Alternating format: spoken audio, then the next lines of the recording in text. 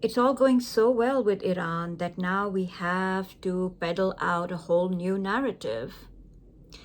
And that narrative is that we cannot do a peace deal, we cannot do a ceasefire deal, we cannot lift the blockade because, Iran is in disarray. Iran is in disarray. There's no leaders we can negotiate with. There is nobody we can negotiate with. So what do we do? There's no one voice. So, that's the problem. Trump is trying to shift away from his utter failure. First of all, the first sin, right? The illegal, foolish war on Iran, the unprovoked war on Iran, dragged into it by Netanyahu, then trying desperately to find an exit because no objective has been met. Oil prices are at an all-time high. Grocery prices are now 8% higher. So food inflation has now arrived on the shores of the United States, okay? So there is that. His approval rating, one of the polls has him at a low of 32%. It's 32% or 34% or 35%. The point is, he's in the low 30s. So his one and only objective now is to get the hell out of this war. As long as there is a blockade, as long as the US Navy is interdicting and boarding Iranian vessels and firing upon them, there is a war.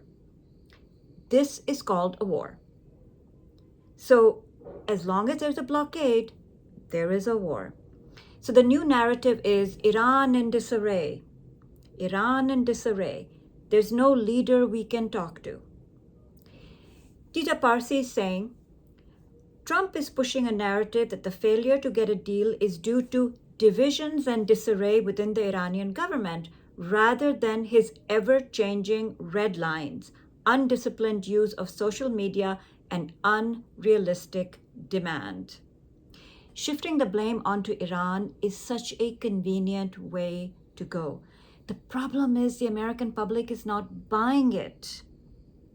The blockade of the blockade is blockading shipments of diesel, of oil, of petroleum, of gas, of fertilizer, of key pharmaceuticals, and so on and so forth, and products that we didn't even know existed in some of the essential things that we use. So there is that, the whole new narrative. Meanwhile, the New York Times has done an entire piece, which I think we should give some credibility to, which is that in Iran, there are unified voices, and those are of the hardline generals of various parts of the IRGC and the national security establishment. They are in firm control. And the new Ayatollah Khamenei, who is injured and out of sight, is part of them because he fought with them. And he has mentors inside that organization. And is best buddies with all of them because he grew up with them. Ghalibaf is also an ex-IRGC guy who also fought in the Iran-Iraq war. They are speaking with a unified voice and they are making the decisions. So the whole saying no to the second round of peace talks unless the blockade is not lifted is coming from them in a unified way. As for regime change, As for more moderate people, whatever that means in the American concept, They are unified, they are the generals, they are the military men, and they are in control. We would think Trump would love that. I mean, he loves the Field Marshal of Pakistan because he loves strong men in uniform. Well, here are the strong men in uniform. I'm not sure why he's not in love with them. Okay, so let us go back to Lebanon.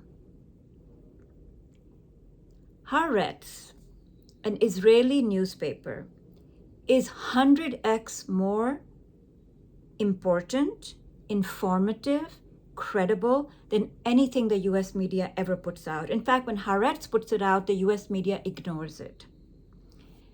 Today, the Haaretz is reporting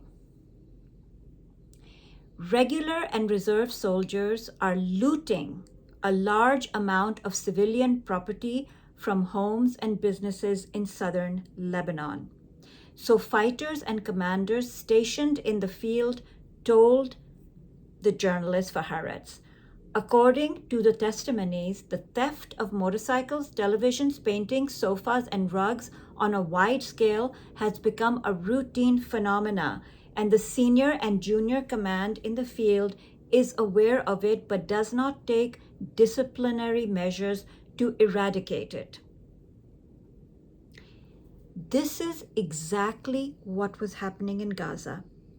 The difference was IDF soldiers were filming themselves stealing money, paintings, clothes, lingerie, which they were filming themselves in. And then the IDF came down and hard on them and said, stop filming yourselves. Do everything, don't put it on video. That's the difference, but exactly the same playbook. Exactly. Of theft. There is a really important opinion piece in the New York Times by Osama Makdisi. Israel is weaponizing Lebanon's diversity. And as I've said before, the enemy is the Shias. The ethnic cleansing is of the Shias. The Shias of Lebanon are being hunted and killed and ethnically cleansed, and their villages and their homes are being blown up. The GCC countries, some are extreme Wahhabis, some are Salafi, some are just extreme Sunnis who have deep animosity towards the Shias.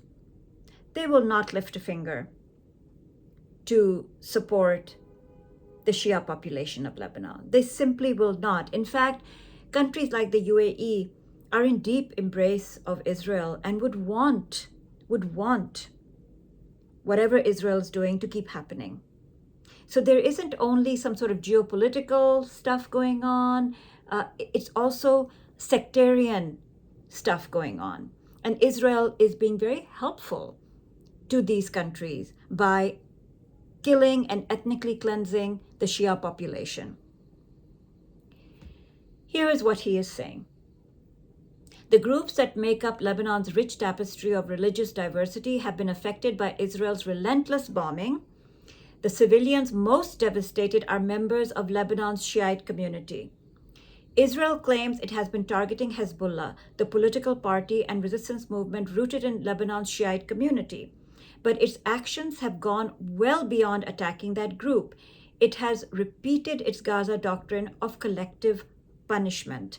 Very soon, Dahieh, the predominantly Shiite southern suburbs of Beirut, in which Hezbollah has maintained a strong presence, will resemble Khan Yunis, boasted Bezalel Smotrich, Israel's finance minister, in early March. During the war, Israel's Minister of Defense said that Shiite residents would be specifically prohibited from returning to their homes in southern Lebanon until Israel achieved its military goals. Military officials pressed Druze and Christian leaders to force out their neighbors from Shiite communities who have sought refuge amongst them. And after devastating the southern suburbs of Beirut, an Israel Defense Forces spokesman explicitly threatened religiously mixed parts of the city. He claimed, without providing evidence, that Hezbollah had now moved to those areas. Very important to remind everybody what actually is going on and who is being targeted and why. There is ethnic cleansing and murder of Shias who are being terrorized absolutely terrorize. And like I've said before, they will not stay away from their ancestral lands. They will come back. They will come back. Turning now to something called corruption. Apparently, 15 minutes before Donald Trump announced the extension of this current ceasefire, 430 million in trades were put on. 430 million, which means they shorted oil futures and made millions of dollars on that. It has happened again. Also, in case we all missed it, Donald Trump is suing his own government to personally profit from a suit of $10 billion. He is suing the IRS for $10 billion because he says somebody leaked his tax return. So the Treasury, under this weirdo Besant, is actually considering handing over $10 billion to Donald Trump. Our taxpayer money, our $10 billion to personally go into Donald Trump's pockets. The acting attorney general says this is all very normal. The DOJ deals with these kinds of cases all the time. Is it normal for the President of the United States to sue his own government to profit and pocket $10 billion? That's normal? Can we imagine Obama doing that? Yes. $10 billion of our taxpayer money may well be handed to Donald Trump.